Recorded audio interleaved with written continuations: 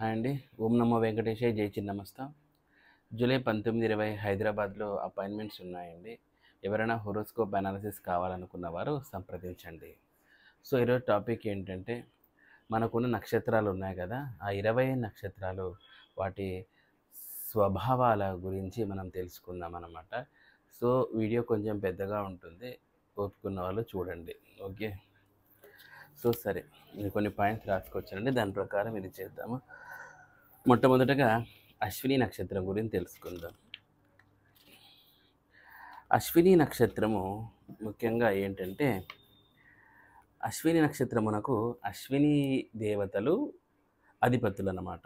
తర్వాత ఈ అశ్విని నక్షత్రం ఉన్న వాళ్ళు బాగా వైద్యంలో కూడా బాగా రాణిస్తారు అని ఉంది. అంతేకాకుండా అశ్విని నక్షత్రం ఉన్న వాళ్ళు చాలా వేగంగా కూడా తమ పనులను నిర్వహిస్తారంట. అంతేకాకుండా రాయబారులుగా కూడా ఉంటారు వీళ్ళు. దూతలుగా, రాయబారులుగా కూడాను అన్ని రకాల ఈ అశ్విని నక్షత్రం వాళ్ళు ఉంటారు. అంతేకాకుండా ఎదుటి వాళ్ళ మనసుని వీళ్ళు బాగా దోచుకుంటారంటండి. తర్వాత అశ్విని నక్షత్రం వాళ్ళ ఆ నక్షత్రంలో ఉన్నప్పుడు యాగాలు చేయడం ద్వారా చాలా ఉత్తమమైన ఫలితాలు వస్తాయని మనకు శాస్త్రం చెబుతుంది. తర్వాత వచ్చేసి వీళ్ళు అశ్విని నక్షత్రంలో పుట్టిన వాళ్ళు యాగము చేస్తూ ఉంటే వాళ్ళకు ఆరోగ్యాలు కూడా ఉంటాయన్నమాట. ఓకేనా అండి. నెక్స్ట్ భరణి నక్షత్రము. భరణి నక్షత్రం వచ్చేసి, భరణి నక్షత్రమునకు యముడు ఆధిపత్యంగా వహిస్తాడు. పితృలోకములకు రాజు, గొప్పవారు యమధర్మరాజు కూడా భరణి నక్షత్రంలోనే ఆశ్రయం పొంది ఇష్టియాగము చేసి తర్వాత దక్షిణ దీక్షకు దిక్పాలకులై తమ దోషములు పోగొట్టుకున్నారంట యమధర్మరాజు కూడా. కావున భరణి నక్షత్రంలో పుట్టిన వాళ్ళు ఇష్టిని చేసిన వారి పాపములు నశించును అని ఉంది. తర్వాత తర్వాత తప్పక ఆరోగ్యములు కలుగును. తర్వాత కృత్తికా నక్షత్రము. కృత్తికా నక్షత్రము నక్షత్ర దేవత అగ్నిదేవత, అధిపతి అగ్నిదేవుడు. ఈ నక్షత్రములోనే అగ్నిముఖ్యుడై గౌరవించబడుచున్నాడు. అగ్ని ఈ నక్షత్రమును ఆశ్రయించి మళ్ళీ అగ్ని కూడా ఇష్టిని చేసి బ్రహ్మవర్చస్సును పొందాడంట. కృత్తిక నక్షత్రము ఏ కార్యక్రమాలైనను ముఖము అధికారము గలది, కావున తాను ముఖ్యుడుగా ఎంచబడుతున్నాడు. ఈ నక్షత్రమున గృహము నిర్మించరాదు అని ఉందన్నమాట. ఈ నక్షత్రంలో గృహం అస్సలకి నిర్మించరాదంట. నిర్మించిన అట్టి గృహము అగ్నికి ఆహుతగును. అగ్ని యొక్క తేజస్సు వలననే లోకము సమస్తము ప్రకాశింపబడుతున్నది. ఎవరైతే ఈ నక్షత్రమును ఆశ్రయించి యజ్ఞము చేయుదురో వారికి సకల శుభములు, శ్రేయస్సులు కలుగుతాయని మనకు కృత్తికా నక్షత్రం గురించి చెప్పబడి ఉందన్నమాట. కాబట్టి అగ్ని ప్రమాదాలు ఉన్నాయని చెప్తున్నారు. So be careful. తర్వాత రోహిణి నక్షత్రముల గురించి మనం చూద్దాం. రోహిణి నక్షత్రం అధిపతి బ్రహ్మదేవుడు. దేవతలందరికీ ఈయన ప్రీతిపాత్రుడు అనమాట. అనేక రూపములలో ప్రకాశించును. ఈయన బ్రహ్మదేవుడు ఈ నక్షత్రమును ఆశ్రయించి ఇష్టిని చేసి రోహిణి నక్షత్రములో అగ్నిని ఆరాధన చేసి సర్వాభీష్టములు కూడా పొందాడంట. చూడండి, బ్రహ్మదేవుడు కూడా మనకు రోహిణి నక్షత్రమును ఆరాధన చేసి సర్వ ఇష్టిని కూడా పొందాడంట. కోరికలు నెరవేరాయంట. అందువలన అన్నింటికీ శుభమంట రోహిణి నక్షత్రము. ఎలాంటి లోటుపాట్లు లోపము లేకుండా పరలోకము వెళ్ళే వరకు ఉండి దిగజారిపోకుండా కాపాడుచుండుగాక. ఏ వ్యక్తి అయినా రోహిణి నక్షత్రంలో ఏ పని చేసినను సర్వ సంపదలు సమృద్ధిగా కలుగుతాయంట. సకల అభిష్టములు కూడా పొందుతారు అని ఉందన్నమాట. తర్వాత యజ్ఞయాగాది క్రతువులకు రోహిణి నక్షత్రము చాలా ప్రశస్తంగా ఉంది. తర్వాత మృగశిర నక్షత్రం. మృగశిర నక్షత్రమునకు చంద్రుడు అధిపతిగా ఉన్నాడు. ఈ నక్షత్రం వలన పురుష వీర్యము కలుగును. ఎవరు అతన్ని ఆశ్రయించి సేవించదరో వారికి మంగళకరమైన ఆనందము, సంతృప్తి కూడా చేకూర్చునంట. స్త్రీ పురుషాదులకు నపుంసకత్వము లేకుండా చేయునంట ఈ మృగశిర నక్షత్రము. చంద్రుని వలన పాడి పంటలు కలుగును. ఓషధులకు రాజు కావాలి అని చంద్రుడు యాగము చేసి ఇష్టిని చేసెను. చంద్రుని ఆశ్రయించి మృగశిరలో ఎవరు యాగం చేస్తే వారికి మంచి సస్యాభివృద్ధి, ధన ధాన్యాభివృద్ధి కూడా కలుగును అని ఉందన్నమాట. తర్వాత ఆరుద్ర నక్షత్రం. ఆరుద్ర నక్షత్రం లేదా ఆరుద్ర నక్షత్రం అంటూ ఉంటారు. ఆరుద్ర నక్షత్రములకు అధిపతి రుద్రుడు. శివుడు ఈ నక్షత్రంలో ఇష్టియాగము చేసి అందరికీ అధిపతిగా ఉంటూ పరమశ్రేష్ఠుడై పశుజాతికి ఎవరి చేతను చంపడానికి వీలులేని అభివృద్ధిని పొందారంట. పరమశివుడు ఆయుధములు పశుజాతికి ఎట్టు కీడు చేయవు. పరమేశ్వరుడు పశువులతో కూడిన యాగము చేసెను. ఈ నక్షత్రంలో యాగము చేసిన సకల అభీష్టములు కూడా కలుగుతాయని ఉందన్నమాట. నెక్స్ట్ పునర్వసు నక్షత్రము. పూర్వకాలమున భూమి సస్యములనే రోమకూపములు లేకుండా ఉండేటప్పుడు అదితి దేవతాత్మమైన పునర్వసు నక్షత్రమును ఆశ్రయించి యజ్ఞము చేయటం వలన ఓషధులు వనస్పతులు కలిగి భూమితో ప్రకాశించుచుండెను. ఈ నక్షత్ర అధిపతి ఈ నక్షత్ర అధిదేవతయగు అతిథి దేవతల ముల్లోకములకు ప్రధాన పోషకురాలై ఇందు చేసే పనుల వలన మనకు మంచి పేరు ప్రతిష్టలు కలిగి బాగా అభివృద్ధి కలుగునంట. పునః వసు అనే 2 నక్షత్రముల కలయిక వలన సంపూర్ణ ఐశ్వర్యము కలిగిన వారుగా యుందురంట. ఐశ్వర్యము నశించువారు ఈ నక్షత్రము గురించి ఇష్టి చేసి పునః ఐశ్వర్యము కాముకుడగుటకు సందేహము లేదు. ఈ నక్షత్ర బలం వలన పోయిన ఐశ్వర్యము కూడా తిరిగి పొందును అని ఉందన్నమాట పునర్వసు గురించి. నెక్స్ట్ పుష్యమి నక్షత్రము. బృహస్పతి అంటే దేవగురువు ఈ నక్షత్రమును ఆశ్రయించి జయశీలుడైనారు. ఇట్లు దేవగురువు ఈ నక్షత్రము గురించి ఇష్టి చేయటం వలన యాగములు చేసిన వారికి అన్ని దిక్కుల నుండి రక్షణము కలుగును అని ఉందన్నమాట. మనకు గతంలో ఉన్న శత్రువులను పోగొట్టి అభయము కలయజేయును. ఈ నక్షత్రమునకు అధిపతి అయిన గురువు ఈ నక్షత్రములో ఇష్టి చేసి బ్రహ్మ తేజస్సును పొంది బ్రహ్మ ఋషి కూడా అయ్యారంట. తర్వాత ఆశ్లేష నక్షత్రము. ఆశ్లేష నక్షత్రమునకు అధిపతులు సర్పములు. ఈ సర్పములకు దేవతలందరూ ఈ నక్షత్రములు ఇష్టి చేసి ఆవిర్భావములనిచ్చి వారిని తమ చేత స్వాధీనపరుచుకున్నారు. దీని వలన వారికి శత్రు స్వాధీనము కలిగినది. అన్ని లోకములందు వ్యాపించున్న సర్పములను మనము ఇచ్చే హవిస్సులను పుచ్చుకొని మాకు సర్వ విధముల క్షేమములు కలయజేయని ప్రార్థించడం వలన శత్రుమూలక బాధల నుండి విముక్తి పొందుటకు పై యజ్ఞ యాగములు వేద మూలకముగా ఆచరించడం వలన మనోవాంఛ ఫలసిద్ధి కలుగును అని ఉందన్నమాట. నెక్స్ట్ మకా నక్షత్రం. మగా నక్షత్రమునకు అధిపతి పితృదేవతలు. ఎవరైతే అకాల మరణమును పొందుదురో వారికి పితృలోకమున పొందని వారు ఈ నక్షత్రములో ఇష్టి లేక యాగాది క్రతువులు చేయువారికి పితరులు స్వదాకారము చేతను అట్టి దేవతలకు హవిస్సును భక్తి శ్రద్ధలతో సమర్పించిన సదరు వ్యక్తి అగ్నిదగ్గుడే అగును. అగ్నిదగ్గుడే గాని ఎట్టి సంస్కార బలము లేని వారిని కూడా దేవతలు మనోవేగముతో దగ్గుడే గాని ఎట్టి సంస్కారములు బలములు లేని వారిని కూడా దేవతలు మనోవేగముతో వచ్చి వారు చేయుచున్న క్రతువులను శుభములు కలగజేయునంట. మకా నక్షత్రము దీర్ఘాయువును కూడా కలిగిస్తుంది. అర్థమైందండి. తర్వాత పుబ్బా నక్షత్రము. పుబ్బా నక్షత్రమునకు అధిపతి ఆర్యముడు. ఎవరైతే పశువులను కొనే ఉద్దేశమున్నా ఈ నక్షత్రం రోజున కొన్నచో పశు సమృద్ధి పశు క్షీర లాభములు కూడా కలుగునంట. ఈ నక్షత్రాధిపతి గోవులకు కారకుడు. ఇష్టి చేసినందున గోపతి అయినాడు. కావున పశు కాముకుడై ఈ నక్షత్రములో ఇష్టి చేసిన గోవులు పశు సంపద కలుగును అని ఉంది. కాబట్టి ఎవరైనా కానీ పశువులు బాగా డెవలప్మెంట్ చేసుకోవాలనుకున్నప్పుడు పుబ్బా నక్షత్రంలో చేసుకోవడం ఉత్తమము. అట్టి ఇష్టి చేసిన వారు సర్వశుభములు కలుగుటలో సందేహము లేదు అని ఇచ్చారండి. నెక్స్ట్ ఉత్తరా నక్షత్రము. ఉత్తరా నక్షత్రము అధిపతి భగుడు అనే దేవత. వీరిని ఆర్యమును అని కూడా అందురనమాట.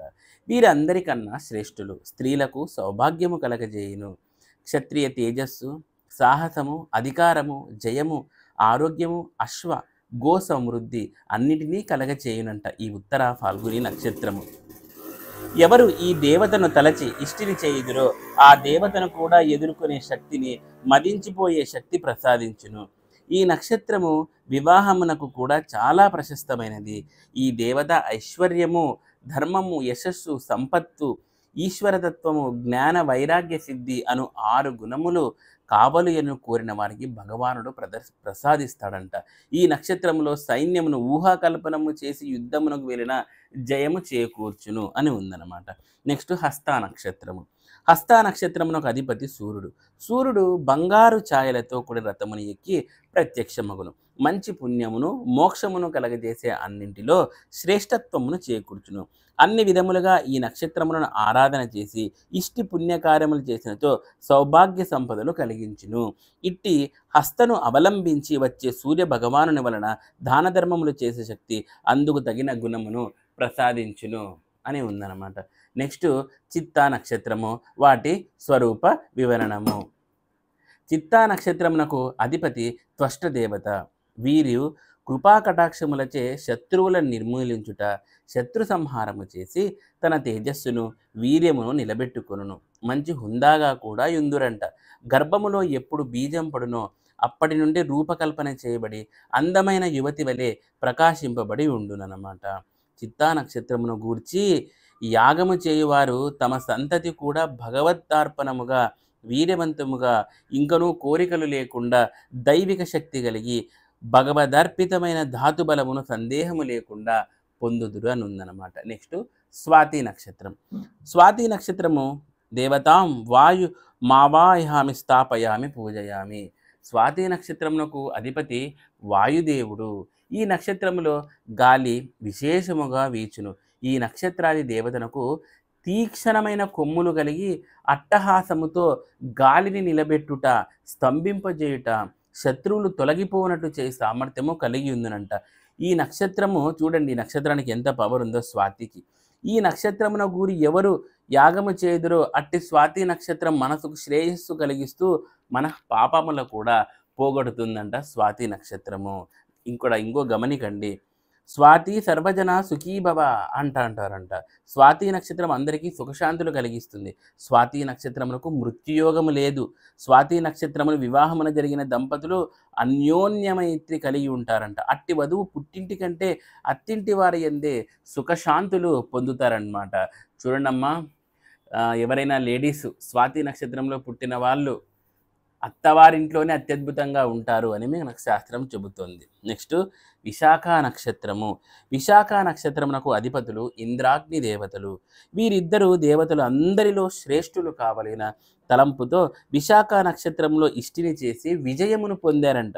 ఈ నక్షత్రములో పూజలు, యజ్ఞ, యాగాది క్రతువులు చేసిన వారు శ్రేష్టత్వమును, శత్రువులు తొలగి దూరముగా పోయేటట్టు చేయునంట. విశాఖ నక్షత్రమును పూజించు వారికి ముందు వెనక ఇరుప్రక్కల అంటే 4 వైపులా అభయములు కలగజేస్తూ అన్ని వైపులా ఉన్న శత్రువులు పోగొట్టును. విశాఖ నక్షత్రము కోసల దేశమునకు ఆధిపత్యము కలిగి ప్రకాశించుచున్న ఐశ్వర్య సంపదలు కలగజేయును. నెక్స్ట్ అనురాధ నక్షత్రము. అనురాధ నక్షత్రమునకు అధిపతి దేవత మిత్రుడు అంటే సూర్యుడు. అనురాధ ఆశ్రయించి మిత్రుణ్ణి ఆరాధించి ఇష్టి చేసి హవ్యమును సమర్పించి 100 సంవత్సరాలు ఆయువుతో భోగ భాగ్యములతో వర్ధిల్ల చేయునంట. ఆ మిత్రుడు అంటే అనురాధ నక్షత్రానికి అధిపతైన ఆ మిత్రుడు ఆకాశ మార్గంలో వచ్చి సేవించునంట. ఆయుర్దాయంను వృద్ధి చేయ నక్షత్రములలో అనురాధ కూడా ఒకటి. తర్వాత జ్యేష్ఠ నక్షత్రం. జ్యేష్ఠ నక్షత్రమునకు అధిపతి బుధుడు. ఆయుర్దాయ నక్షత్రంలో ఇది కూడా ఒకటి. ఈ నక్షత్రము గురించి ఇంద్రుడు ఇష్టి చేసిన తర్వాత వృత్తాసురునితో యుద్ధము చేసి గెలుపొందినారు. ఈ నక్షత్రమును ఉపాసించి ఇష్టి చేసి ఆకలి లేకుండా ఆరోగ్యముతో వర్ధిల్లజేయును. ఇట్టి అధిపతితో పాటు ఇంద్రుని పొగిడిన క్షేమారోగ్యములు కూడా కలుగునంట. నెక్స్ట్ మూలా నక్షత్రం. మూలా నక్షత్రమునకు అధిపతి నిరుతి. ఈ నక్షత్రము గురించి ఉపాసన చేయుదురు. ఇష్టి చేయువారికి పరాన్ముఖముగా వెళ్ళిపోయి మనకు సుఖక్షేమములు కలిగించునంట. దీని వలన గో సమృద్ధి కూడా కలుగును. పగలు ఎట్టి సూర్యప్రకాశము కలగనో అటులనే ప్రకాశింపబడదురు అన్నది మూల నక్షత్రం గురించి. నెక్స్ట్ పూర్వాషాఢ నక్షత్రం గురించి. పూర్వాషాఢ నక్షత్రమునకు అధిపతి సర్వతీర్థరాజ్యము. ఇది అంతరిక్షములో యుండునంట. ఆషాఢ నక్షత్రములు ఆశ్రయించవచ్చు తీర్థములు ఏ రకమైన తీర్థములైనను, నూతులు, నది నదములు ఉండే తీర్థమైనను అన్నింటినీ పవిత్రము చేసి మనకు క్షేమము కలగజేయును. ఆ దేవత స్వీకరించి సర్వ సౌఖ్యములు కూడా కలిగించును. ఈ నక్షత్రమును గూర్చి ఇష్టి చేసిన అన్ని రంగముల యందు దినదినాభివృద్ధి కలుగును అని ఉందన్నమాట. నెక్స్ట్ ఉత్తరాషాఢ నక్షత్రం. ఉత్తరాషాఢ నక్షత్రమునకు అధిపతి విశ్వదేవుడు. ఈ నక్షత్రములలో యజ్ఞము చేసిన వారికి అసలు తిరిగే ఉండదంటండి. జయించుటకు వీలు లేని వారిని కూడా జయించినట్లు చేయునంట. ఈ నక్షత్రములలో కృషి వృద్ధికరమైన వర్షములు కూడా కురియునంట. స్త్రీ వృద్ధికరమును ఉత్తమమైన కన్యకురాలే కార్యదక్షరాలుగా అగుట స్త్రీలు ఈ నక్షత్రమున పూజలు, జపములు, హోమములు ఆచరించుట మేలు అని ఉందన్నమాట. నెక్స్ట్ శ్రవణ నక్షత్రం. శ్రవణ నక్షత్రమునకు అధిపతి విష్ణుదేవుడు. ఈ నక్షత్రములో యాగము చేయటం వలన ఒకానొకప్పుడు అందరి చేతను పొగడబడే విధానము పవిత్రమై ఉత్తమమై కీర్తివంతులై స్తోత్రముల చేతన స్తుతి అందరి వద్ద వినుట జరిగినది కావున అందరి చేత కీర్తింపబడేనంట. అంతటి బలము పేరు ప్రతిష్టలు పొందగలిగినారు. శ్రీ మహావిష్ణువు త్రివిక్రమావతారము ఎత్తి తన పాదములచే 3 లోకములు కొలిచిన బలిచక్రవర్తినే అనుగ్రహించినారు. అందువలన ఈ నక్షత్రములలో ఇష్టి చేసుకున్న వారికి విష్ణుదేవుని యొక్క అనుగ్రహము కూడా శీఘ్రముగా ఉందును అని ఉంది. నెక్స్ట్ ధనిష్ఠ నక్షత్రము. ధనిష్ఠ నక్షత్రమునకు అధిపతి అష్టవసువులు. వీరు అందరి దేవతల కన్నా అగ్రస్థానమును పొందవలనని ఈ నక్షత్రములో ఇష్టి చేసి శ్రేష్టత్వమును పొందినారన్నమాట. ఈ నక్షత్రములలో చేయు పనులు చాలా గొప్పవి. దీనిని ఆశ్రయించిన వారికి క్షేమము కలుగును, శత్రుబాధ లేకుండా చేయును. వివాహమునకు ధనిష్ఠ నక్షత్రము మధ్యమము. ఈ నక్షత్రములో మరణించిన వారికి 6 మాసములు దోషకాలము. ఇల్లు విడవచ్చి పెట్టవలెను. మరణమునకు ధనిష్ఠ పంచకములు దోషములు అని ఉంది. నెక్స్ట్ శతభిష నక్షత్రం. శతభిష నక్షత్రమునకు అధిపతి వరుణుడు. క్షత్రియత్వము కలవాడై మంచి యాగము చేసి దీర్ఘాయువు పొందగలిగినను. ఉత్తమమైన మందులను ప్రసాదించినంట. వరుణుడు ఒకానొకప్పుడు దారుఢ్యము దృఢముగా ఉండవలనని కోరి శతభిష నక్షత్రమును ఆశ్రయించి బల పరాక్రములు పొందినంట. ఎవరైతే ఈ నక్షత్రమును ఆశ్రయించి చేసిన యజ్ఞ యాగాది క్రతువులు పనులు కార్యానుకూలత కూడా జయము కూడా కలుగునంట. నెక్స్ట్ పూర్వభాద్ర నక్షత్రం. పూర్వభాద్ర నక్షత్రము అధిపతి ఐజకపాదుడంట. వీరు మంచి బ్రహ్మ తేజస్తో ప్రకాశించవలని ఈ నక్షత్రమును ఆశ్రయించి యాగము చేసిన వారికి కోరికలు సిద్ధింపజేసుకున్నారంట. ఈ నక్షత్రము తూర్పు దిశను ఉదయిస్తూ అందరికీ సంతోషము కలగజేయును. ఈ అజైకపాదుని ఆజ్ఞలోనే ఈ లోకము నడుచున్నది. అన్ని విధములుగా క్షేమములు చేకూరును అని ఉంది. నెక్స్ట్ ఉత్తరాభాద్ర నక్షత్రం. ఉత్తరాభాద్ర నక్షత్రమునకు అధిపతి అహిర్బుద్ని. వీరు మంచి పేరు ప్రతిష్టలు పొందవలైనని ఉత్తరాభాద్ర నక్షత్రము ఆశ్రయించి యాగము చేశారంట. కీర్తి ప్రతిష్టలు ఉంటాయంట ఉత్తరాభాద్ర ఉన్నలకి.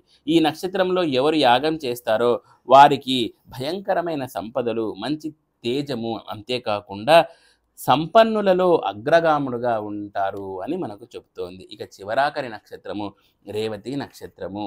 రేవతి నక్షత్రమునకు అధిపతి పూషా అధిదేవత.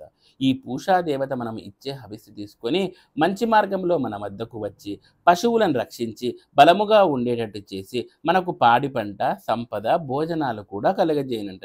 రేవతి నక్షత్రము మంచి పరిపుష్టిని కూడా కలగజేయుచున్నది. మనము ఈ నక్షత్రములో యాగము ఆరాధన చేసినచో అనేక విధములైన అన్నములను ఇచ్చి రక్షించును. బ్రహ్మదేవుడు పశువులను బలము చేకూర్చుటకు మంచి సమర్థత కలగజేసినారన్నమాట. సో ఇలా మనము ఈ 27 నక్షత్రాల గురించి వాటి స్వరూపాల గురించి తెలుసుకున్నాం కదా. సో ఈ వీడియో నచ్చిందని నేను అనుకుంటున్నాను. నచ్చినట్లయితే లైక్ చేయండి, షేర్ చేయండి అండ్ సబ్స్క్రైబ్ చేయండి. నెక్స్ట్ మనము అభిజిత్ నక్షత్రములు వాటి స్వరూపముల గురించి తెలుసుకుందాం వచ్చే వీడియోలో. Thanks for watching.